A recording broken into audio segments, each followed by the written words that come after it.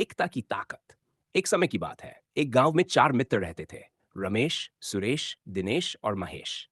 वे चारों अलग अलग स्वभाव के थे, लेकिन बचपन से ही एक दूसरे के बहुत अच्छे दोस्त थे। उनके गांव में लोग अक्सर आपस में झगड़ते रहते थे, क्योंकि वे एकता की महत्ता को नहीं समझते थे। एक दिन गांव के पास के जंगल में एक खतरनाक शेर आ गया। शेर ने गांव के मवेशियों पर हमला करना शुरू कर दिया।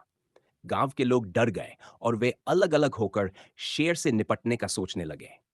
लेकिन कोई भी अकेले शेर से लड़ने का साहस नहीं कर पाया।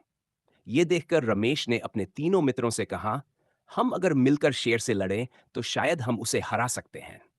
सुरेश ने थोड़ी हिचकिचाहट के बाद कहा, परंतु हम चार लोग एक शेर का सामना कैसे करेंगे? दिनेश बोला, हमें अपनी एकता की ताकत पर भरोसा करना चाहिए। अगर हम एकजुट रहेंगे तो शेर भी हमारा कुछ नहीं बिगाड़ सकेगा। महेश ने भी समर्थन करते हुए कहा, हाँ, हम अपनी रणनीति बनाकर शेर को गांव से भगा सकते हैं। चारों दोस्तों ने एक योजना बनाई। उन्होंने गांव के कुछ और साहसी लोगों को भी अपने साथ मिलाया और एक मजबूत दल बनाया। सभी ने तय किया कि वे शेर को घेर लेंगे और उसे डराकर जंगल में वापस भगाएंगे। अगले दिन वे सभी लोग एकजुट होकर जंगल में गए और शेर को घेर लिया।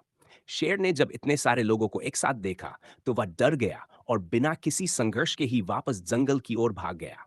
गांव के सभी लोग खुश हो गए और रमेश, सुरेश, दिनेश और महेश की एकता की तारीफ करने लगे। इस घटना के बाद गांव में एकता का महत्व सभी समझ में आ गया। गांव के लोग आपस में मिलजुल कर रहने लगे और कोई भी समस्या हो वे उसे एकजुट होकर हल करने लगे। शिक्षा। एकता में ही शक्ति होती है।